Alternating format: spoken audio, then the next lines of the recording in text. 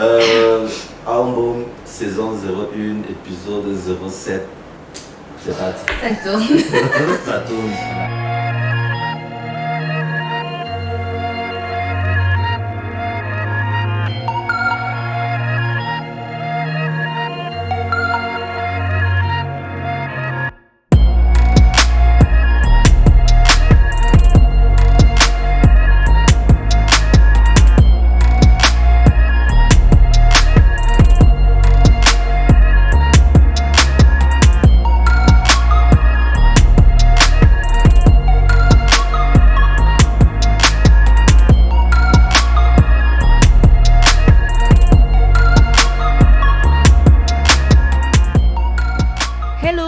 Bonjour, moi c'est Tati. Comme vous le savez déjà, je suis accompagnée de mon môme préféré, Will. Bonjour Oui. Will. Bonjour Tati. Comment tu vas?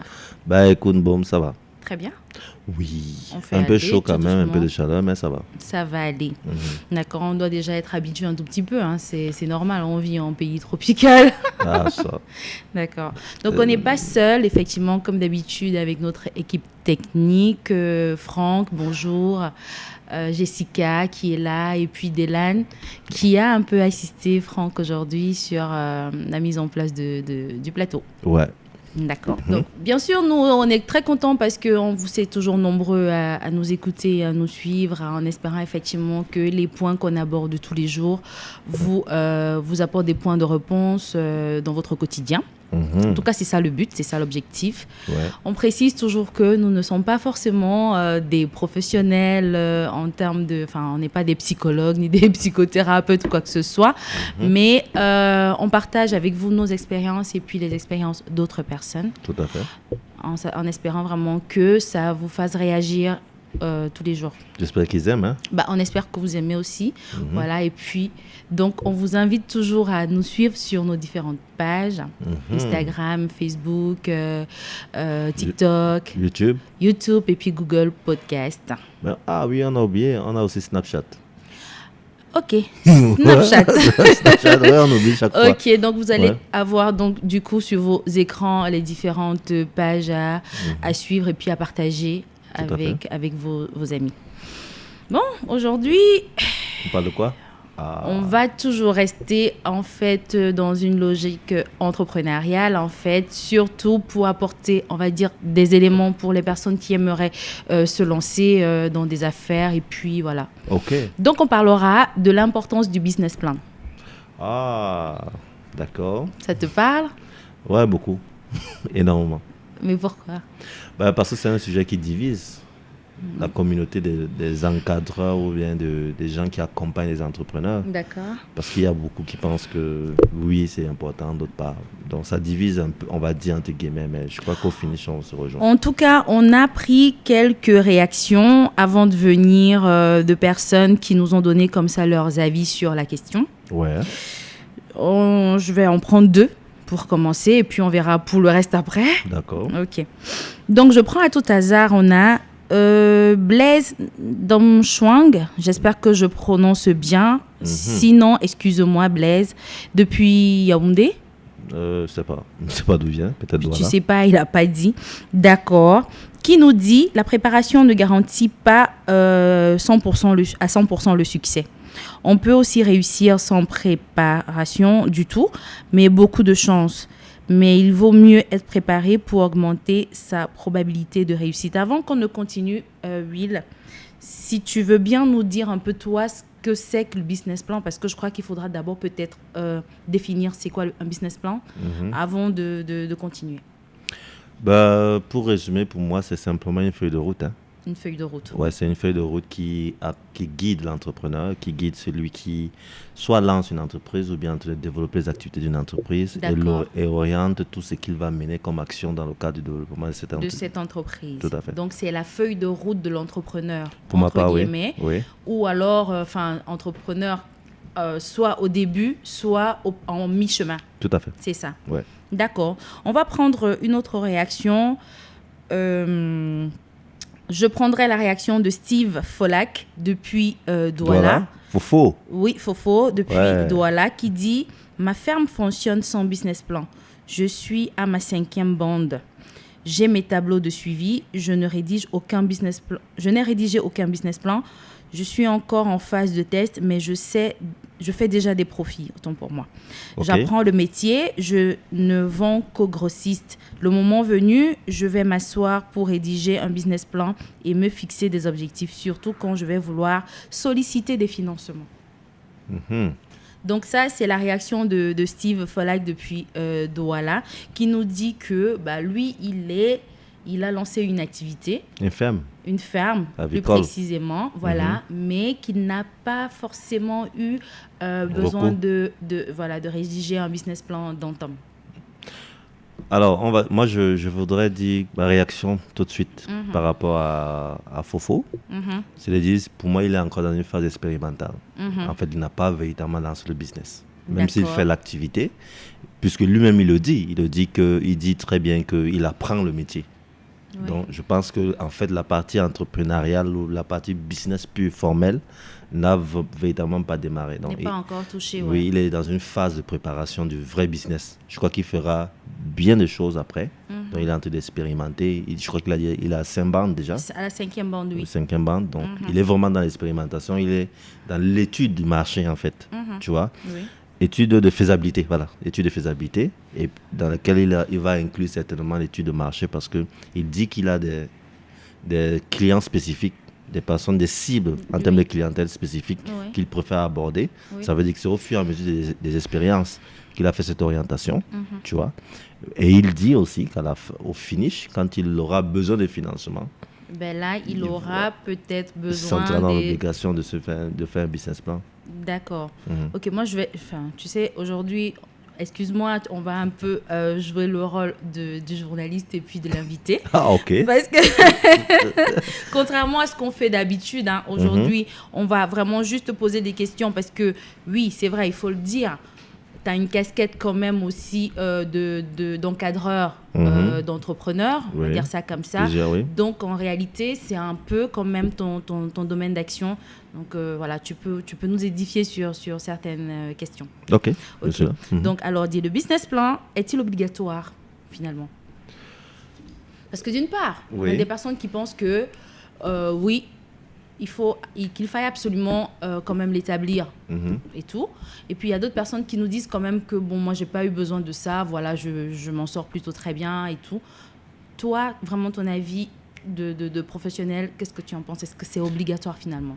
Comme je t'ai dit au début, c'est une question qui divise énormément. D'accord. Parce que nous-mêmes, en tant que la communauté des mentors, généralement, on ne s'accorde pas. Il y en a qui pensent que ce n'est pas nécessaire, il y en a qui ne pensent pas. D'accord. Alors, moi, je répondrai directement à ta question. Le business plan n'est pas forcément obligatoire, mais il est très indispensable. D'accord. Tu vois? D'accord. Voilà, parce que je vais un peu pour que tu comprennes pourquoi je parle de très indispensable. Je prends en fait l'entrepreneur comme quelqu'un qui veut prendre une autoroute, qui aujourd'hui dispose d'un outil qui lui permet de prendre l'autoroute, mais qui choisit d'aller sans savoir où il va. D'accord. Là, il navigue à vue. Il navigue à vue. Il ne sait pas où il va, quelle est sa destination. Oui. Qu'est-ce qu'il faut préparer pour avoir un bon voyage, et tout le reste. Or, le business plan est dans cette feuille de route-là qui permet de retracer ce parcours, tu vois un peu. Le chef d'entreprise qui... Comme une boussole, quoi. Comme une boussole, comme la véritable boussole du chef d'entreprise et tout le reste. C'est vrai que la réalité du terrain est parfois différente. Est différente de ce qu'on a imaginé, exactement comme sur l'autoroute. C'est-à-dire que vous pouvez envisager que vous allez quitter d'une ville à une autre. Ça va vous prendre 2 heures de temps ou 3 heures de temps. Mais finalement, vous arrivez sur l'autoroute, il y a un obstacle. Oui, bien sûr. Ça peut retarder. Ou alors, vous pouvez arriver sur l'autoroute, c'est le climat, vous avez peut-être envisagé qu'il devait pleuvoir. Et que finalement, le climat est plutôt favorable. Et vous allez beaucoup plus rapidement. Vous allez beaucoup plus rapidement, quoi. Donc, mais c'est indispensable, pour ma part. C'est indispensable. D'accord. Mais d'après toi, qui doit rédiger le business plan? Alors... personnellement, j'insiste toujours auprès de nos différents bénéficiaires ou bien des différents incubés que nous avons, que ce soit eux qui rédigent le business plan. C'est le chef d'entreprise qui doit rédiger le business plan. D'accord. Pourquoi? Simplement parce que c'est son business. Oui. C'est lui qui sait où il va aller. Tu vois?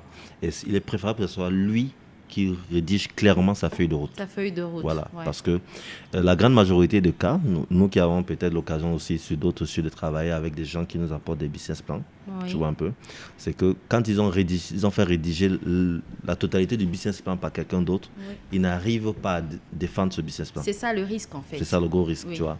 Donc, il faut faire rédiger par soi-même.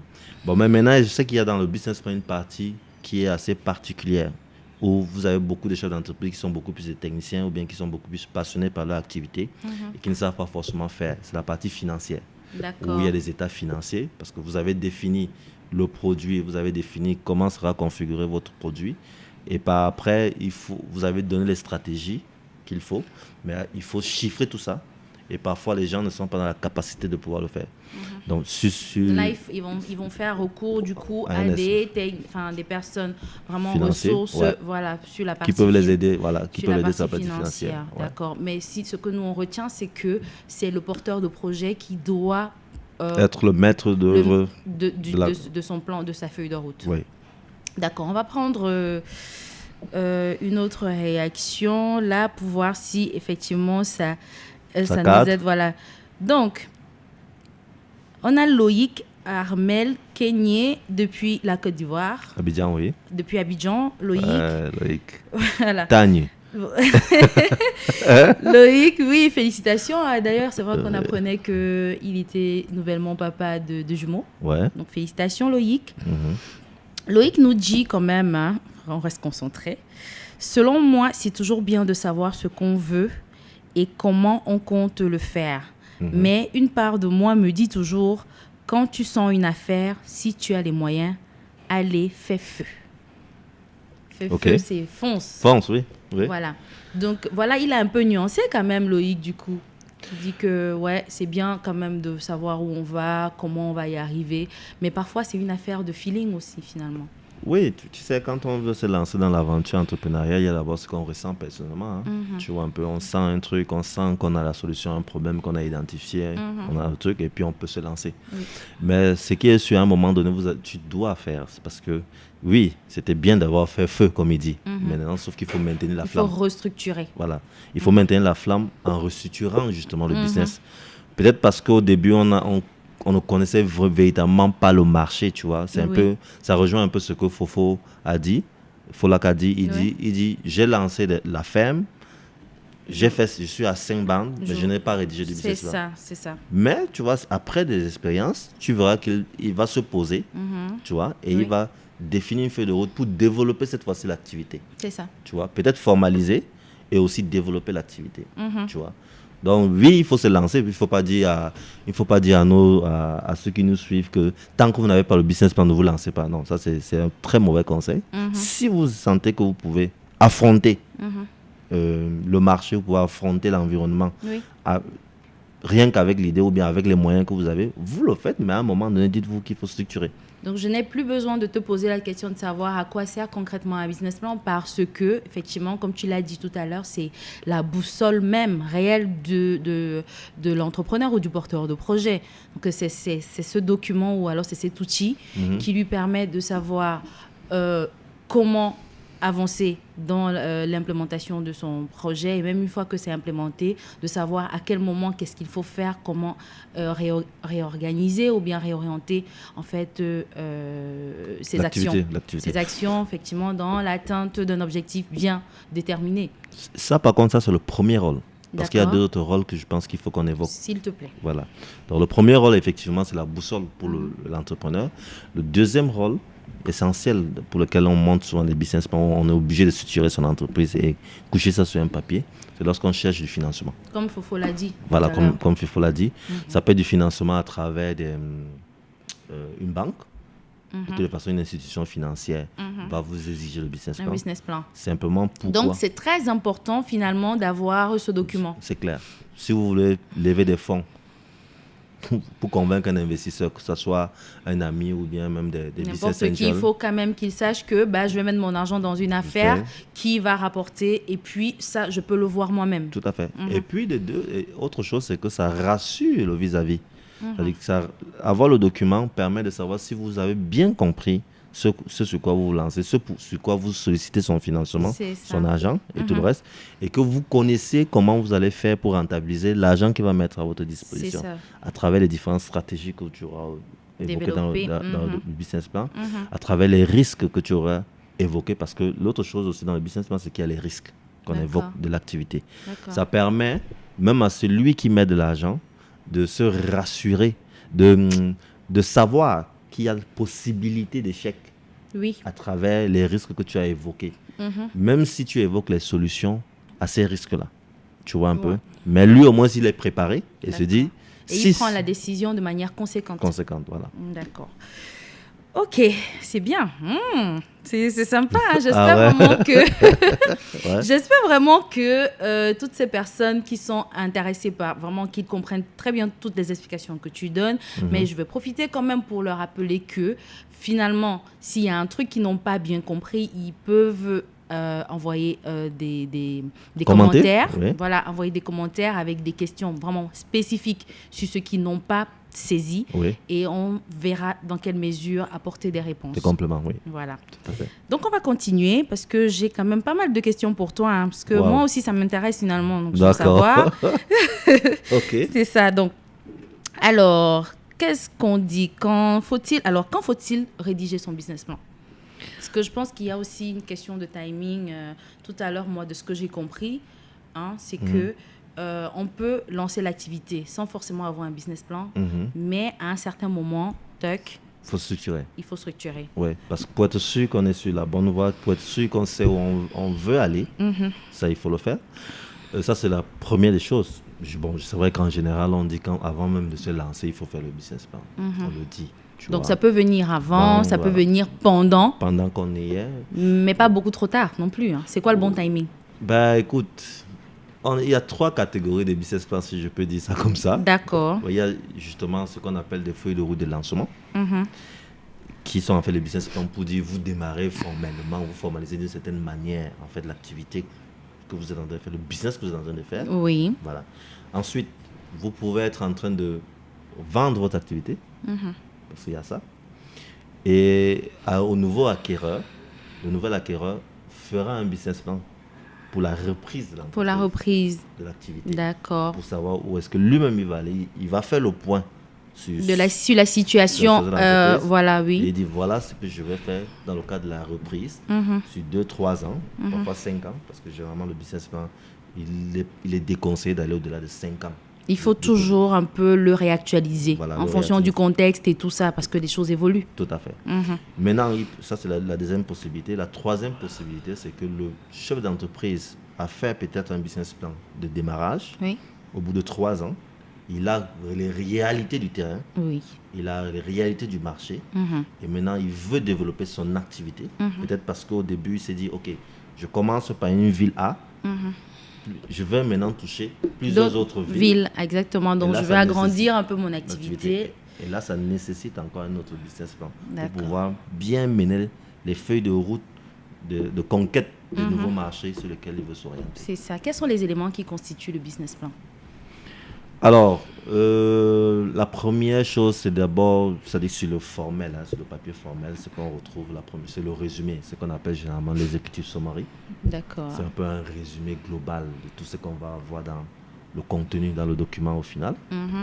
Ensuite, on ressort la situation actuelle, c'est-à-dire qu'on présente un peu l'entreprise, l'historique, ou à quel niveau on est actuellement, tu vois. Par la suite, après ça, on ressort le promoteur ou les promoteurs. Il faut bien définir qui sont les personnes. Qui sont les personnes, les parties prenantes et tout. Pas forcément les parties prenantes, mais les acteurs majeurs. D'accord. Les acteurs majeurs. Il faut que la personne qui lise le business plan puisse identifier, surtout si on va vers des investisseurs, puisse dire, OK, les personnes qui managent bien, qui sont les acteurs majeurs, ont le profil pour la suite. D'accord. Ce qu'on va prendre plus tard. D'accord. Tu vois un peu. Après avoir fait ce point-là, on ressort maintenant les objectifs. OK, on a dit où nous sommes, voilà ce que nous visons maintenant. Après avoir clairement dit ce que nous visons, on va maintenant ressortir les stratégies pour atteindre les objectifs pour lesquels nous sommes en train de continuer l'activité. C'est ça. Par après, on reçoit les risques comme je disais tout à l'heure, on reçoit les risques qui peuvent empêcher l'évolution normale de ce que nous sommes en train de vouloir faire. Oui. Et on finit par la partie financière, où on dit, OK, on sait ça, ce qu'on c'est veut généralement la partie qui intéresse. Oui, qui intéresse. Non, toutes les parties intéressent. Je peux vous dire que pour le financier, si on a en face de soi un financier, toutes les parties intéressent. Parce que c'est ça qui le rassure de ce que c'est un bon deal.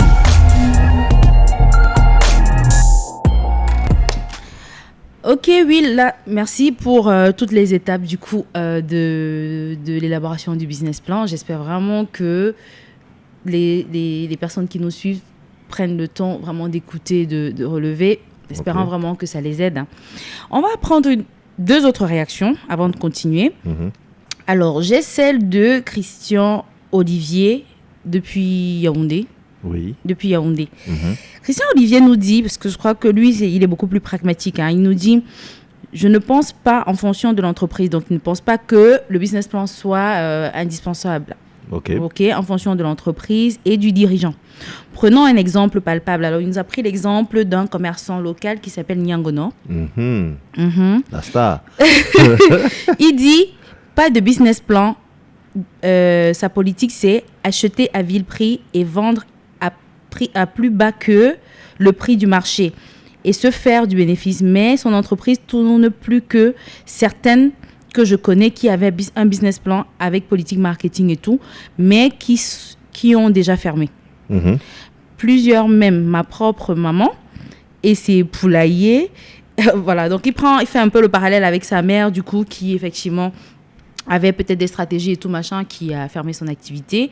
Et il nous a donc pris l'exemple de Nyangono, qui lui, par contre, contrairement à sa maman, lui, il n'a pas de stratégie marketing, il n'a pas de business plan élaboré. Bon, enfin, ça, c'est ce qu'il dit. Après, je ne sais pas si c'est vérifié, mais qui s'en sort plutôt bien.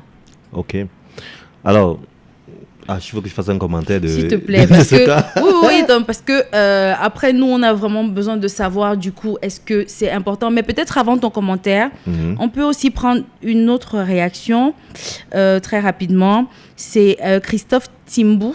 Ok, Yaoundé aussi. Qui nous écrit depuis Yaoundé et qui nous dit « Tout le monde fonctionne avec un business plan. Ce dernier n'est pas forcément écrit. » Parce que moi, c'est ça qui m'a un peu quand même intéressée. C'est pour ça que je voulais qu'on prenne cette réaction. Donc, le business plan n'est pas forcément écrit. C'est la vision du promoteur et des dirigeants. Je ne pense pas qu'il y ait une différence véritable, enfin, je dis en termes de rentabilité, puisque c'était ça la question. Tout à fait. Mais plutôt de parler de différences significatives en valeur absolue, d'impact sur la continuité d'exploitation et style de management. Donc, pour lui, le business plan n'est pas forcément un document qu'on couche sur un papier, comme tu l'as dit tout à l'heure. Qu'est-ce que tu en penses? Tout à fait. Moi, je pense qu'il a raison, mais tout dépend. Parce que, comme tu vois, je te dis, il y a des conditions, il y a des contextes dans lesquels tu es obligé de le coucher sur un papier. Par contre, sur ce que Christian Olivier a dit, je ne suis pas très convaincu. Pourquoi? Je t'explique pourquoi. Un chef d'entreprise ou un commerçant qui n'a pas de business plan, peut-être pas couché sur un papier, comme Christophe le dit, mais qui le pense, c'est très rare. C'est-à-dire un chef d'entreprise qui n'en a pas du tout. Pas du tout, ouais. Pourquoi? Parce que, prenons même les cas dans nos quartiers, dans nos vies un peu plus calmes, où le business n'est pas aussi développé que dans un commerce au marché central. Tu vois la maman qui fait des beignets haricots. Oui. En réalité, cette maman, avant de se lancer, a évalué ce dont elle a besoin pour démarrer son activité. Elle a probablement fait ses petits calculs sur son petit calepin, voilà. Ou même sur son petit calepin. Elle dit, je voudrais faire ci. Alors, elle va sur, ok, si je mets 100 francs dans ce business, en fait, ça va me rapporter tant. Pourquoi ça va me rapporter ceci? Simplement parce que j'estime que je vais sortir un certain nombre de plats tous les jours qui vont me permettre d'avoir de l'argent, de faire un chiffre d'affaires. Pour pouvoir produire ces plats, je vais dépenser ceci. Et comme le lendemain, je dois encore continuer à produire, je vais mettre ceci de côté. J'utilise tel montant pour subvenir à mes besoins personnels. En fait, c'est son salaire à elle. Je fais du saving à côté, voilà. Ouais, je fais du saving. Parce qu'au début, je vais démarrer avec 10 plats par jour. Après, je voudrais passer à 20 plats par jour. Et après, je voudrais passer à 50 plats par jour. Et tu verras que cette croissance-là est programmée en fait pour elle. Même si elle ne l'a pas couché sur un papier.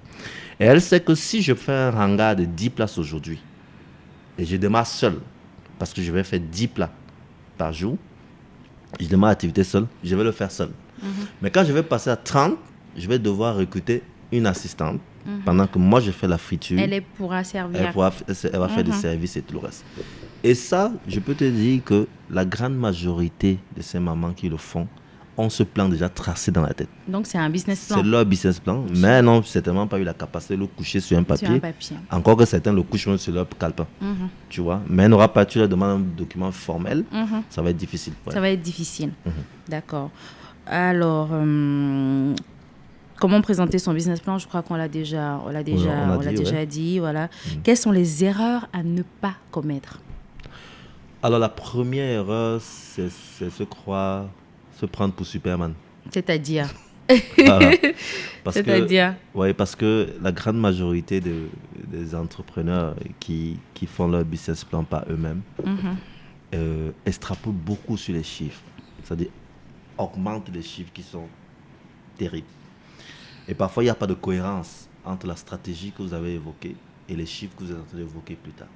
Donc, il faut toujours se rassurer qu'il y ait une cohérence entre tout ça. Parce que c'est un document qu'on lit de bout en bout. Ouais. C'est un bon business plan. Et faire des plans réalisables. Faire des objectifs qui sont réalisables, qu'on peut percevoir comme réalistes. Tu vois? Parce que les gens veulent souvent, parce qu'ils veulent épater, ils vous envoient des chiffres et tout le reste qui n'ont aucun sens, tu vois, un peu, qui ne tiennent pas, alors qu'ils n'ont même pas la capacité. Et après, tu vois que les ressources humaines qu'il évoque, les moyens qu'il évoque pour pouvoir atteindre ces objectifs ne tiennent pas. Tu vois, donc il faut éviter d'être trop rêveur. C'est bien un entrepreneur, ça doit être ambitieux, mais il faut éviter d'être trop rêveur lorsqu'on rédige le business plan. L'autre erreur, c'est de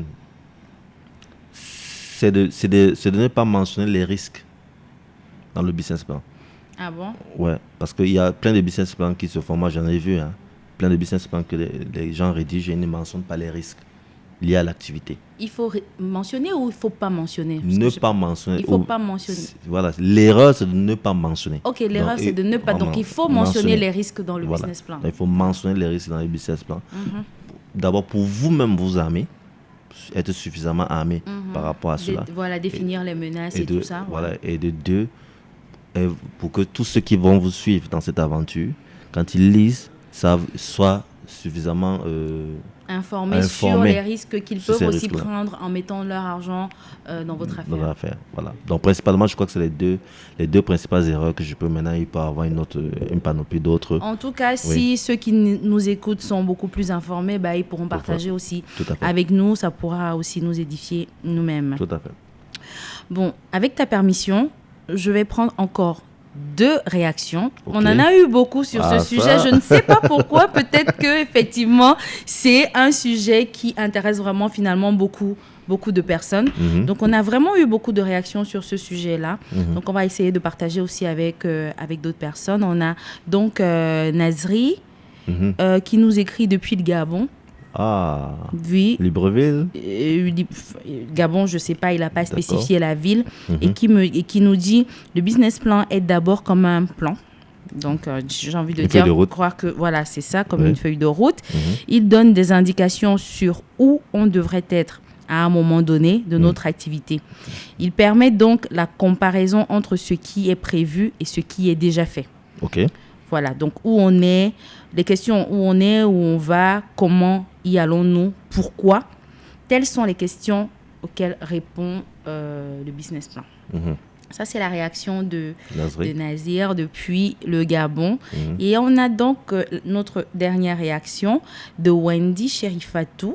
Wendy Cherifatou, elle est la promotrice du coup de la marque 7 Days. 7 Days, voilà. Elle écrit depuis le Bénin. Elle écrit depuis le Bénin, depuis Cotonou, je pense bien. Ouais. Voilà. Qui nous dit, nos mamans cultivatrices, nos papas fermiers, nos tantes et oncles commerçants sont de nombreux exemples qui prouvent qu'une entreprise peut bel et bien réussir son business plan. Cependant, Je dirais que dans notre ère, tout dépend de notre activité, de notre vision et surtout de ce que nous qualifions individuellement comme réussite. Le business plan, de ce fait, est nécessaire, mais je pense qu'il est dispensable selon l'objectif de tout un chacun pour son entreprise. Je crois qu'elle a résumé tout ce qu'on s'est dit jusqu'à là.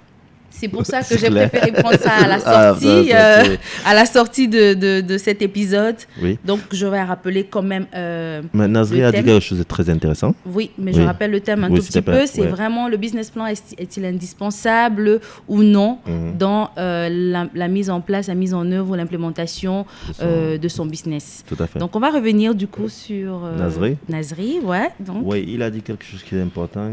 Faire le point sur la situation actuelle, et c'est ce qu'on avait envisagé. Tu vois, c'est aussi un autre rôle ou un sous-rôle du business plan. Parce qu'à un moment donné, on a dit, OK, on peut s'asseoir en tant que chef d'entreprise avec toute l'équipe. On dit, voilà la feuille de route qu'on avait.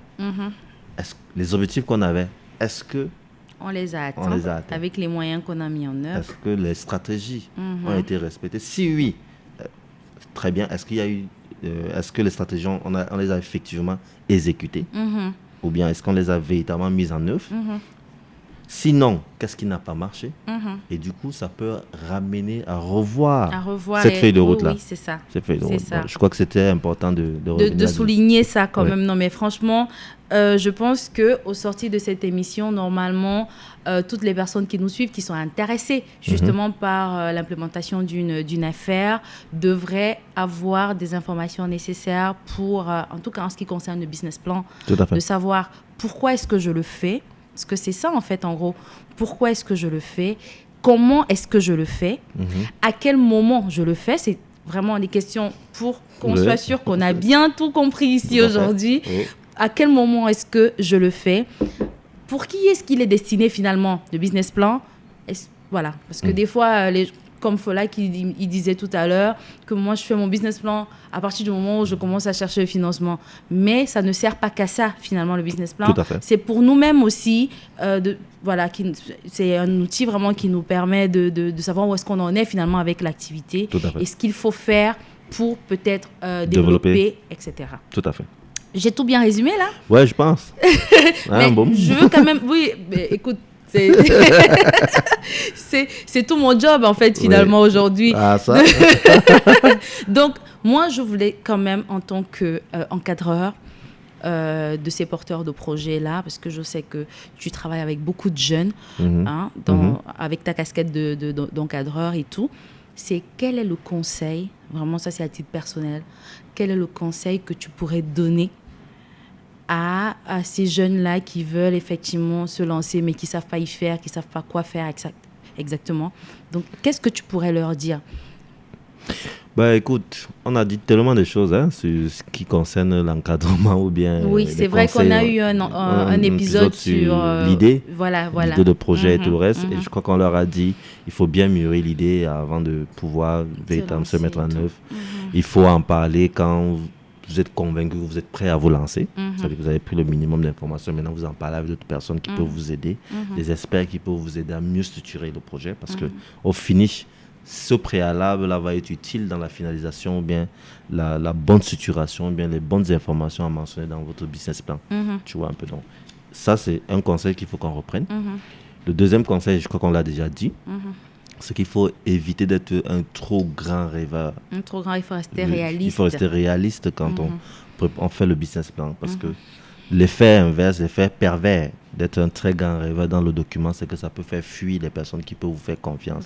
Parce qu'ils auront le sentiment que vous ne maîtrisez pas réellement votre activité. Oui, votre affaire. Et vous maîtrisez soit l'affaire, soit en termes de conceptualisation ou même en termes de conquête de ce marché que vous êtes en train de viser. Tu vois un peu. Donc. Voilà principalement s'il faut revenir sur quelques conseils qu'on peut partager avec nous. Moi aussi, je suis d'accord avec toi, hein, parce que j'ai quand même aussi fait mes classes en termes d'entrepreneuriat et tout. Et oui, je suis d'accord avec ce que mon môme vient de dire. Ouais. Voilà. C'est bien. C'est vrai qu'on ne va pas tout de suite faire un business plan parce que, voilà, on est vraiment très excité peut-être par... parce que c'est ce qui arrive généralement, hein, Oui, ça c'est très vrai, c'est vrai. qu'on est très excité par le fait de vouloir absolument se dire propriétaire d'une activité, de quelque chose et tout machin, Oui. mais il faut toujours revenir, redescendre un tout petit peu sur terre et de se dire, bon ok, comment est-ce qu'on le fait concrètement et comment est-ce qu'on réorganise Faut les s'assurer. choses. Et à ce moment, vous prenez un peu de temps pour élaborer votre business plan. Et oui, sur la partie financière, peut-être faire appel à quelqu'un qui va juste retranscrire ce que vous allez lui communiquer comme information, parce que Tout à fait. ce ne sont pas ces informations à lui. Donc voilà, c'est ça, vraiment qu'on soit bien d'accord là-dessus. C'est très important d'avoir un business plan. À 1000% d'accord. D'accord. Bon, comme d'habitude, on vous dit merci. Merci. D'avoir suivi, de nous suivre. Merci de nous suivre toujours et puis de partager et tout, Commenter. de commenter, de suggérer des thèmes sur lesquels vous voudriez que. Surtout suggérer les thèmes parce que je crois que peut-être on va venir à court d'idées bientôt. Donc nous dire.